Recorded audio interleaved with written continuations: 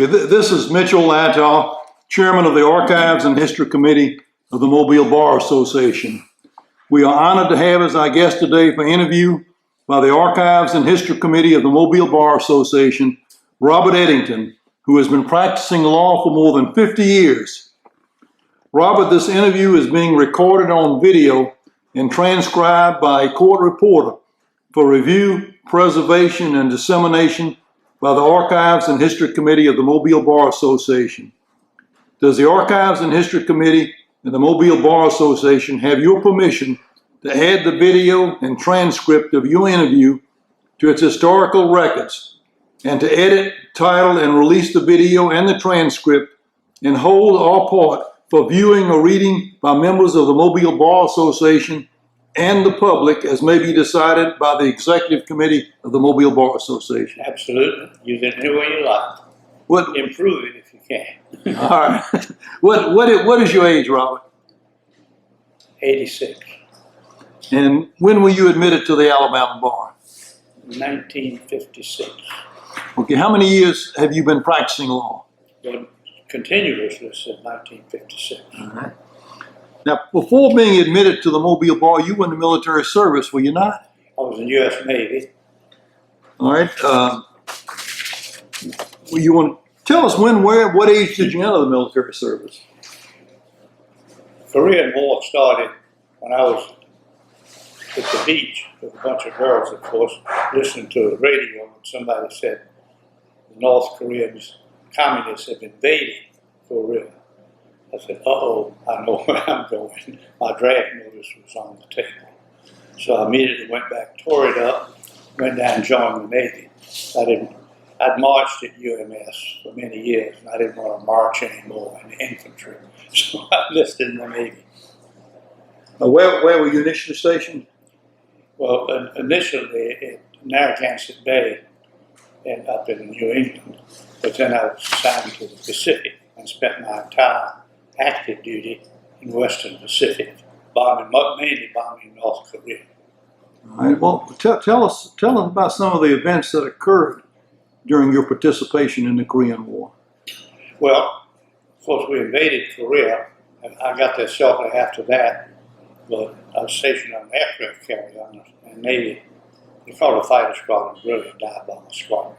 And we bombed various North Korean emplacements. I think we bombed every privy in North Korea.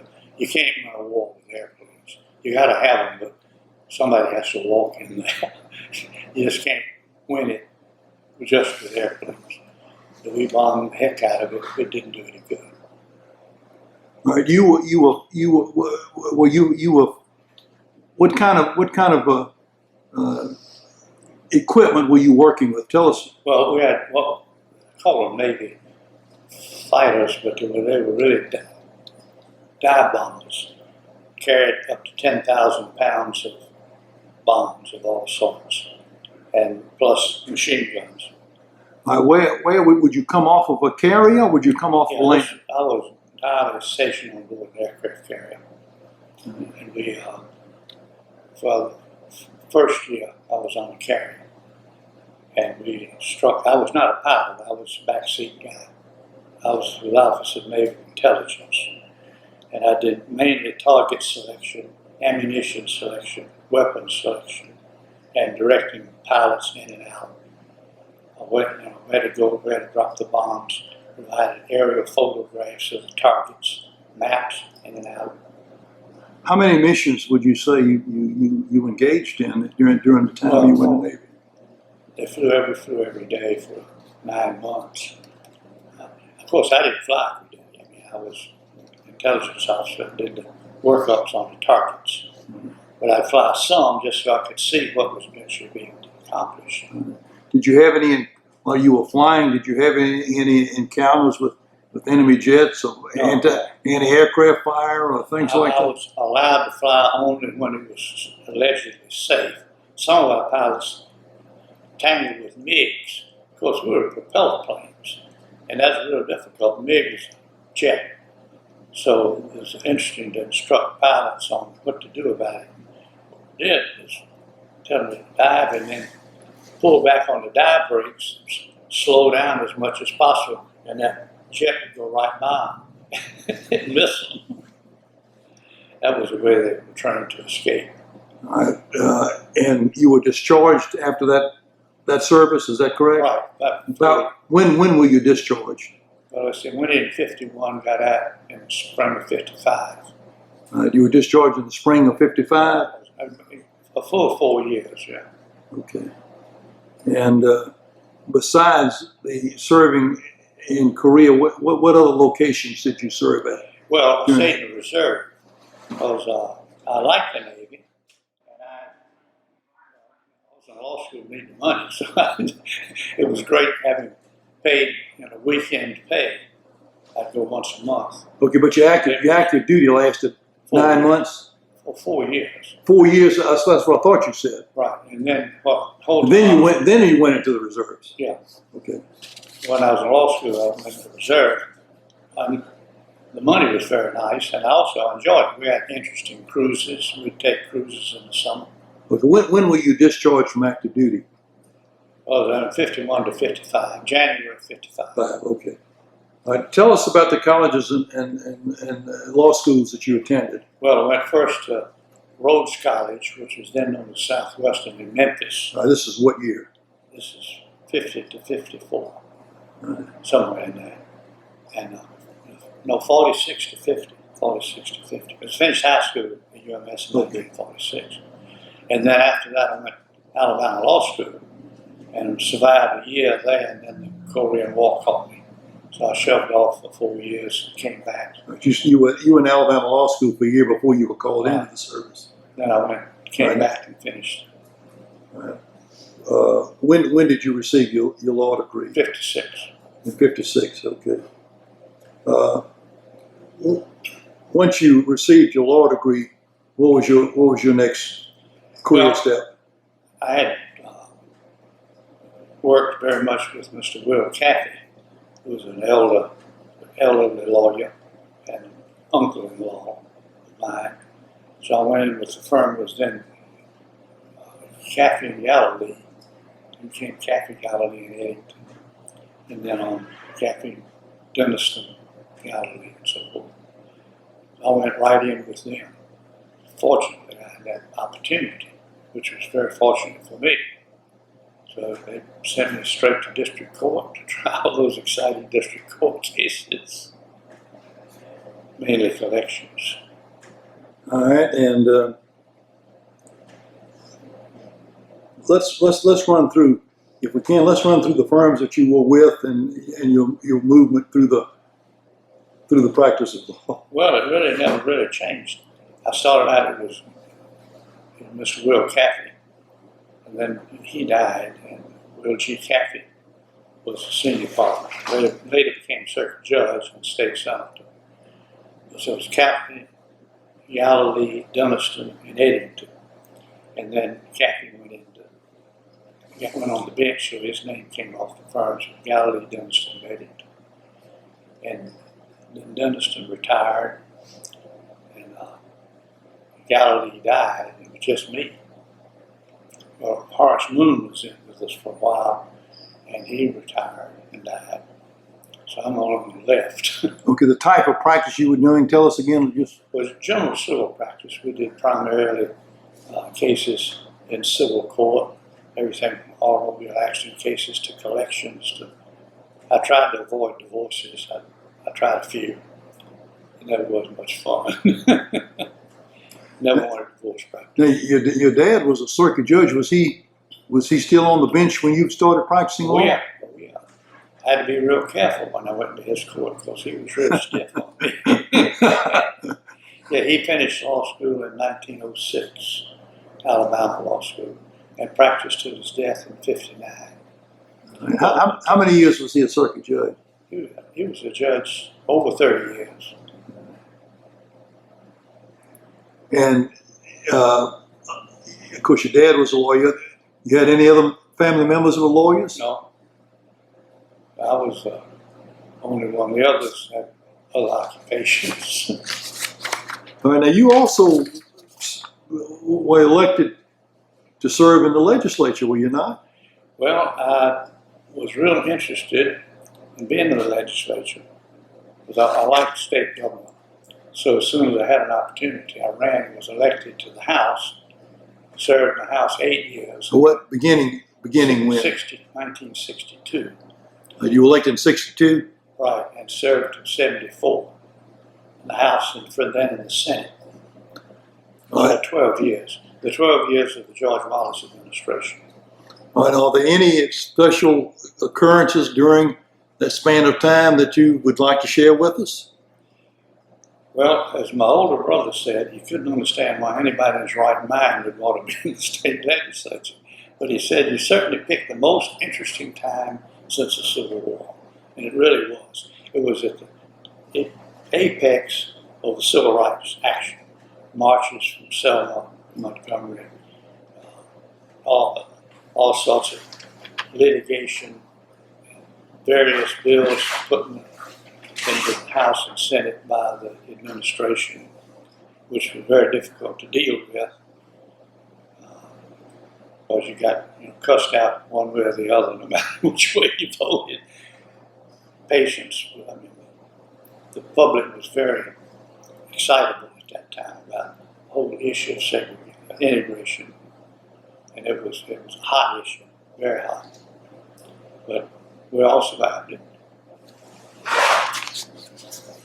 Now, you also served in a number of capacities with the Mobile Bar Association and in other organizations that were of a great civic importance to the city of Mobile. Let's start. I know you were director of the Mobile Bar Association volunteer program for a while. You want to tell us a little bit about that? Right. It was very important to get volunteer lawyers to take over cases for people who were indigent, who just didn't have anything, couldn't possibly pay a lawyer. And I thought it was a wonderful program. I did some myself, but I helped line up other lawyers who would come in and voluntarily take cases for indigent people. Because a lot of people just can't afford a lawyer. To walk in a lawyer needs a substantial fee. We may not think it's so substantial, but if you don't have anything, $250 sounds like a lot. That was a civic thing you did. You did not receive compensation for that. That's something that you did to help the Mobile Bar Association in the city of Mobile. Well, yeah, but the bar, cooperated fully, and the lawyers in the bar were terribly helpful. And that program had been going on a good while, and there was no problem getting volunteer lawyers. They were really great. Now, you also served as chairman of the USS Alabama Battleship Commission, did you not? I did, and I'm still on the commission. When did you first start serving on the commission? Well, we brought the ship in 1962. Had to raise $1 million statewide with donations, no government money at all. And the public donated. U.S. Steel put up $50,000 and that kicked it off. And people just donated $10, $100, $50. We used the money to hire a towboat and tow the ship around from Bremerton, Washington to Mobile. And it was at that time the longest ton-mile tow in history. It may still be. They're towing that thing from Bremerton, 40,000 tons from Bremerton, Washington to Mobile. That's a lot of tons, a lot of miles. But it got here safely, and it's still on exhibit, and I hope it will permanently be there. All right, and you started serving on the Battleship Commission. Did you start serving in 62? Well, when it was organized, yeah. I wrote the legislation. And you're still on it? Yeah. All right, so you've had, that's a long period of time. But it's been steady, and the ship's in great shape. Tell us about how it's progressed over the years a little bit without. Well, the ship was towed in here in fair condition. The Navy tried to keep it up, but it was just swinging at the hook, as we say. In other words, anchored in Bremerton, state of Washington. Had to be towed around here. Had very little maintenance. So the first crew we hired had to go through the whole ship, scrape it down, paint it, fix it up, and put it in the shape it's in now, which is very good condition. And we have a permanent crew of about 40 people, maybe more. It's paid. There's no government money in it. private donations raised, I guess, $500,000 to get it here and get it basically restored, painted, scraped, fixed up right. And the admissions that are charged, just like a movie theater, the admissions pay for the maintenance of the ship. We have a crew of about 40, and they work hard, keep it up in good shape. It's been a great asset to the city of Mobile. It's brought in untold millions of dollars, 200,000 or 300,000 people a year, and they not only pay admission on the battleship, they buy stuff in the gift shop, and they probably spend the night in a local motel, buy meals here, no telling what else. So it is a seriously important economic boost for the city. Now, you also have served as consul of Guatemala of Mobile, is that right? That was a really fun experience. When did you start doing that? I really can't remember when that started, but I was consul for 20 years. I guess it was about 1960 something.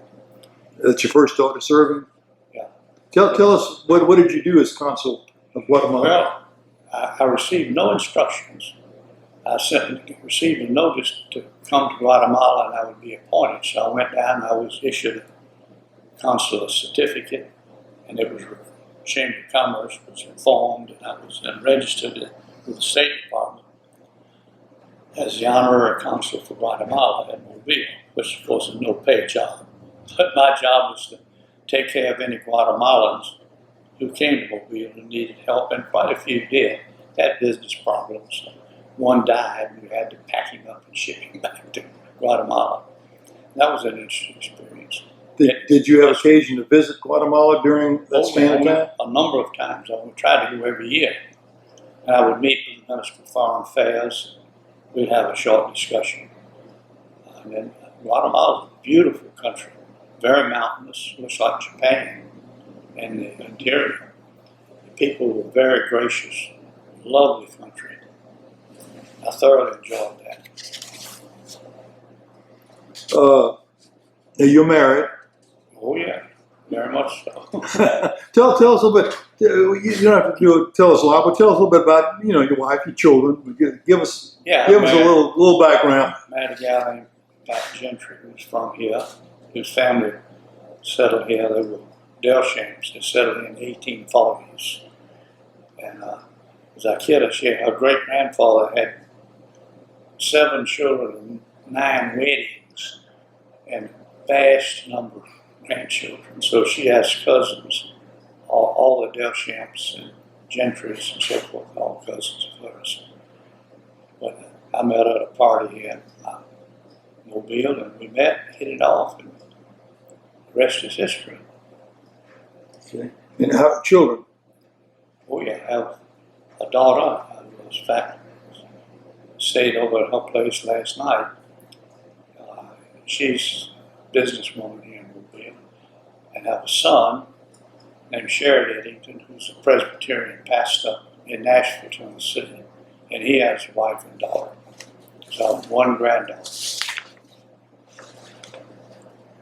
Are they in your practice of law? Do you recall any unusual or extraordinary cases or events that you might want to share with us? Something out of the ordinary that stuck in your mind?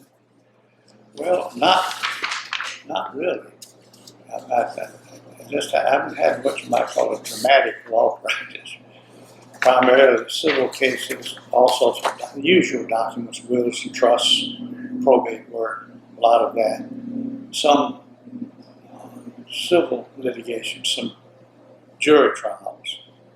Last jury trial I had, I was not supposed to try, but it went to court. I couldn't do anything about it. I was trying to get out of jury trials, but I had to represent a gentleman of Indian, U.S. Native American Indian descent in North Mobile County against another gentleman of Indian descent.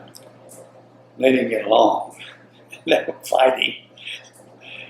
Tried the case, and the sheriff came up and escorted me back to Mobile County. He thought it was safe if I had an escort.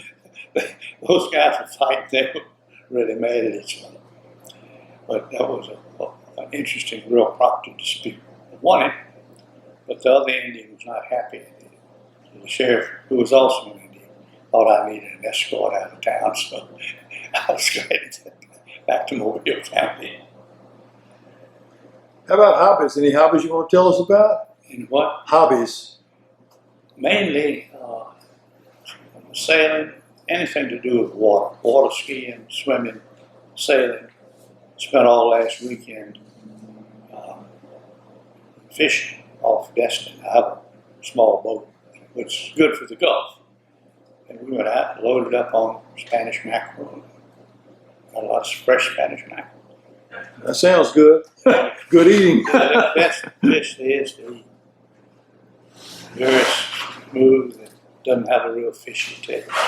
Yeah, great. It's a great delicacy in Mobile. It is. Oh, we have a house on the beach and on the backs up to a lagoon, so I keep my boat right there and get out of the Gulf easily. Now, in national politics, have you or your, I believe I've read on occasions, you or your wife or both of you have been delegates to the Democratic Convention. In Tell fact, us a little bit about that. well, I'll tell you one thing. At the Democratic National Convention, there are people from every nook and cranny in the United States, and a lot of them from the crannies. There's some really interesting characters. Of course, you get people to a convention like that, every little district, from every imaginable social era, line up every type of person, every race, just a complete mix of American citizens. Really interesting gathering.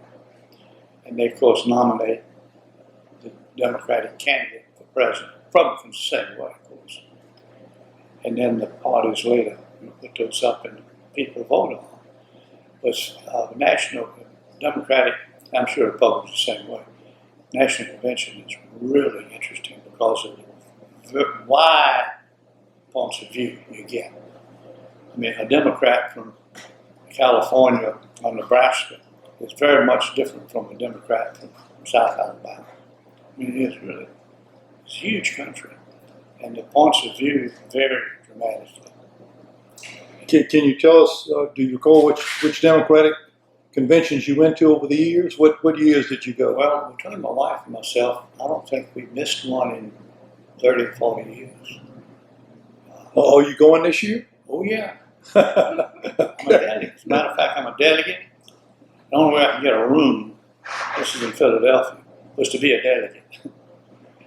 So my wife and I and my daughter, who's also very interested, she's on the Rules Committee of the Democratic National Committee. All right, now both you, your wife, and your daughter are all delegates from Alabama? Well, my wife is, I'm just a hanger-on. And my daughter is on the Rules Committee, so I guess her in. The two of them, but you'll be there too, of course, with them. Yeah. Her being on the Rules Committee was lucky because it gets us a room in a hotel. And this will be which convention for? You said you started going what year? Right after I got married, probably 68 was the first convention I can Been going a long time. And they're very interesting. You get people from everywhere. Did not you all entertain the Clintons at one time when they were here in town? Oh, yeah. Tell us about that. Well, Bill Clinton is he's everything you see. I mean, he's a really interesting guy. Most personal person you ever want to talk to. We took him to lunch, dinner one night at Hobbidots in Destin, Florida. And, of course, people heard he was there, so they crowded around, but only a certain number could get in the room. But when we went out of the restaurant, the cars parked all up down Highway 98, all as you could see. That rascal, perfect politician. He got out, and these people all wanted to see Bill Clinton. He walked down a quarter of a mile down the Highway 98, shook hands with everybody in those cars, all the way down Highway 98. Now that's a good politician. George Wallace was the same way. They were two best politicians of last century. Regardless of your views, what they did, it's one thing, but just being a good politician, getting out, shaking hands with people, photographic memory. He could meet you once, 6 months later he'd see you again, ask you about how you're doing and how's your wife, and he'd remember the name of your wife or your children. Amazing. That's pretty good. That's the way you run elections. How many times have you been to Paris? To Paris? Yeah. Not enough. No. We've been going about every other year. Pat's on the Mobile Airport Authority. So when they have the big air show in Paris, we try to go. And that's how we met the people from Airbus that pay it off. We said, "Oh, going over there and messing around in Paris." But that's where you meet the other people in the aviation industry. It's the world's leading industrial fair on aviation. I mean, everybody who's got airplanes is there. The Russians are flying the hottest thing they've got. They nearly lost one time. I was out there at the air show, and they were exhibiting their new something, Sukhoi. And this guy was showing up. And he comes in, so touches his tailpipe to the runway, and of course it exploded. And pulled his ejection seat, popped him up, and drifted down nicely. Everybody went out, "Kid, you industrial Slavic, what you doing? Advertising those ejection seats?" It worked perfectly. All these Air Force guys over there, they went over and looked at that ejection seat right away. It worked better than anything we had. They hit that tailpipe on the runway, it blew up. Its ejection seat kicked him up high enough so the chute could deploy, and he drifted down. And the typical Slavic answer said, "How did you do that?" Said, "The ground came up more rapidly than I had expected. It always does in a crash." How did that get started? You all getting involved with the aeronautical industry? Well, for some reason, unknown to anyone, Pat got appointed to the Mobile Airport Authority. She worked on some mayor's campaign, and they had appointments to these different boards. I was like to be on the airport authority. She didn't have any idea what it was. Of course, I was dying to be on it. Didn't ask me. She went on it and has been on it ever since, and has found it intensely interesting. Because she gets to deal with all of these aviation companies coming in, particularly Airbus, which is going to be a big thing for Mobile. Then we go to the air show in Paris every other year. Singapore every year. I don't go to Singapore, it's too far. Don't pay my way there. But Paris, we can afford that. And there you deal with all these international companies, and the result, Airbus liked talking to the people from Mobile, and they were, so the Mobile delegation kept inviting them. The mayor set it all up. Sam Jones was really sparkling behind that. And we get them here and wine them and dine them and tell them all about how Mobile was a French city, make up all this stuff about it. They liked it and set up shop here. Just going to be a big thing for Mobile. We'll build the A320. So you were kind of in on the ground floor of that also. Yeah, I wasn't responsible. My wife was on the airport authority. I just went along and chopped them out. But you got to wine and dine and Oh yeah, and talked to the French, telling them how they really was big. We had this great airport, Brooklyn out there, which was virtually abandoned. So Airbus comes in and take it over. And they needed all that runway. It's got 3 miles of runway. It's got the best runway probably in the country. And you've got 12 miles of bay. So bad weather, you don't have to worry about hitting a tree or something coming in. You can come in right over, just drag your tail right over the water and drop in on the runway. It's like that. You land anything out there. So they were convinced it was good. They believed all our baloney. Came over and bought it, setting up shop. Been a great experience, I'd say. Oh yeah, I'm trying to convince them to let me ride on the first production of the A320, but I don't think they're going to. It says, let us test it first. Well, that's what I wanted to go for. So we better test them first. But they'll be taking off shortly out there.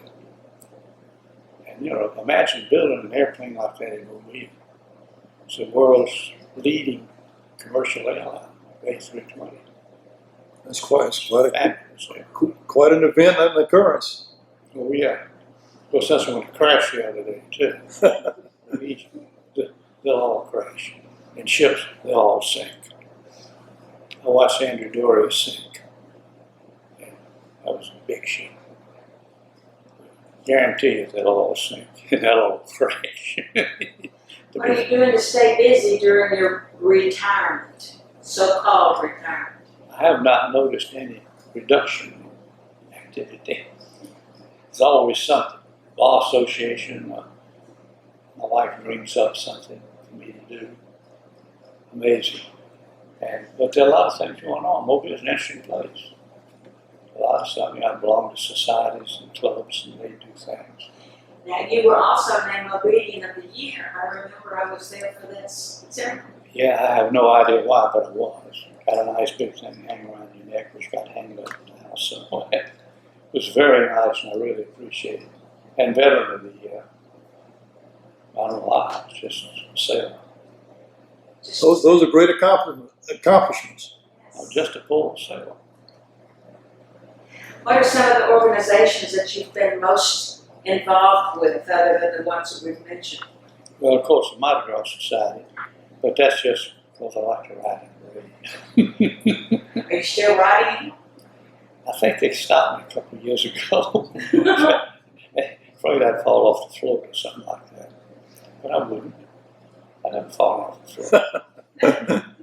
I hit with a couple of bottles, but I got the guy back. One hit me.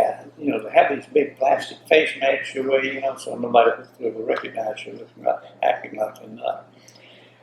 That thing hit me. I dropped it, I picked it up, and I threw it back, hit him right in the back of the neck. He didn't throw it back either. He took off running.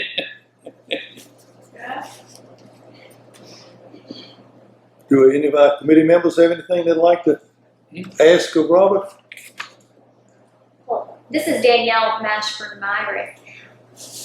You said, I think you've practiced over 50 years, maybe 60 years, and I was wondering what positive changes have you seen in the practice of law? I hear people talk more about changes they don't like as much, but what do you see as good changes for the profession? Well, I think the relationship with judges is better than ever. The judges now much more likely to want to talk to you about cases and not be so dictatorial. I mean, I can remember a couple of old judges where you couldn't even talk to them about the case. It's the case. It's a law, you know, and that's it. Made it easy on them, but now the judges are much more open, don't you agree? I mean, I agree with you. I agree with you. much more likely to be. Used to be they just told you this is the way it's going to be. That's the way it is. Slam it down. No. And if you didn't like it, you could take it appeal. That's what Montgomery's for. If you don't like it, take it up to Montgomery. You know, that's much smoother now. Not that the judges are any less effective or good, they're very good judges. We have a good bar, good bench. We haven't had any. I don't remember one judge or whatever, and he's long dead, but we really had problems with him. And he got caught taking money from people for cases and stuff like that. Got rid of him, but that's the only bad thing I ever remember. But practicing law in Mobile has been a real pleasure. I mean, it's smooth, and the bar members are pretty decent to each other. I never had one guy threaten to break my nose with Bubba Moss out. Bubba, I didn't pay attention. I knew Bubba all my life. And Bubba was a showman. I mean, he was showing off for his client. And I made some motion that knocked him down, you know. He can't. Like you, this is that coin. I just smiled at it. I knew it wasn't, it wasn't about to. But it calmed him down. This is who did this? Bubba Marcel? He was very excited. Yeah. He was showing off. He was quite an actor in the courtroom. Oh yeah, he was good. He was a great criminal lawyer and a personal injury lawyer. Very good lawyer, yeah. But he liked to show off for his client. I mean, that's true. I mean, I agree with you. one of them. I've been in court with you. He liked that style of him. He didn't. Fortunately, I'd have been dead. He's a powerful guy. What about all the technology that we have now available at the law firms? Do you think that has helped with the practice of law? I suppose it has. You know, it used to be if you got a young associate in, he'd come in and immediately get into the books. You know, now the young associate comes with a laptop. Books for books for. I've got a whole law library I can't give away. Back to 1813, I had all the Alabama reports from 1813 or 14, whenever it started, on up to about 6-8 years ago. So I stopped getting it. You get it on CDs.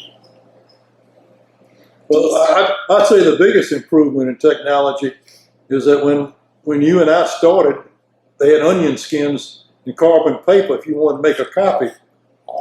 And if something was done wrong, your secretary started all over again, retyping it. And now you just go to the computer, change that one word, and print it out again. So it's an enormous savings in time and effort. Well, we had a wonderful little secretary in Lyle Drago. Had one of these great big crunch typewriters, you know, which was powerful because you had the original, your copy, and the court copy. Well, the original was for the court, and your own copy and a copy for the client, so you had 3. It's 2 carbon papers. That was 5 sheets of paper. And you had to punch that thing hard and make it print all the way through. And boy, a mistake in that was a customer. You had to stop in every one of those. I'm going to erase them very carefully and blow all this stuff out. Strike and hope the restrike was in the same place as the original. And it was not a happy thing. So getting the nice computers now, boy, does that improve. Do we have any other questions? This is Christy Waldron Dugan. My question is, do you still, your law office on Church Street, Oh yeah, is that house has been in your family for a long time? it's about 1840. It's even older than I am. What are you doing with it now? Still go in and? Oh, it's a law office. I mean, I still have a law office. I'm not there much, but, Oh, but I get my mail and I do meet clients there. okay. And do so. Oh yeah, it's a semi-active law office. So was that your father's No, or your mother's side? no, I just bought it years ago. But I like the house. And my wife particularly, she likes that style of house, the Creole cottage in 1840. So it's retained its value, I think. It's beautiful. What's it? All hard pine, you know. It'll last forever. It doesn't catch on. That's all I'm saying. If the place catches on fire, the only thing you do is just run. With that hard pine, it'll burn instantly. Nothing you can do about it. Well, I'd like to thank Robert Edington for being our interview guest today. We appreciate it very much, Robert. You coming and sharing your experiences and thoughts with us and what's happened over the last 60 years in the practice of law. You've accomplished a lot in that period of time. We're very proud of you. I hope it's been a little bit helpful for the archives. Something that will be useful to somebody down the road. But practicing law in Mobile has been a real experience. Because this is one of the more interesting towns in the country. And I think more interesting things happen here than Tulsa, Oklahoma, let's say. nothing against Tulsa, but he can't be as interested in Mobile. All of the foreign ships coming in, foreign sailors in, all the trade and commerce around the world. We had people down one time during a huge anti-communist talk in Alabama, you know. We were having lunch at the trade club, and here's this Russian ship out there with this huge red communist flag flying from it. They were talking about, the damn communist. Turn on, look out the window of the trade club. There's this huge ship right there, big red flag. What's that? That's a communist flag. But it's right here in Mobile, loading up cement mixes made by General Motors to go back and pave the streets in Canton, China. So you know, it's not all bad. International trade's important. We don't think about that. I mean, maybe a Chinese communist country, but look at the trade we have with China. Look at all the stuff you've got that's made in China. Everything in Mardi Gras comes from China. Would fold up. It wasn't from Mardi Gras. All that stuff we had to throw in, all made in China. So it's a huge Chinese, the merchants of the world. Have to just live with that. The ships sail the seas. We used to track them going up and down the coast of China when I was flying with the Navy. We called them red block. Ships flying a red flag. You know. And we didn't do anything. We just watched it. But we had some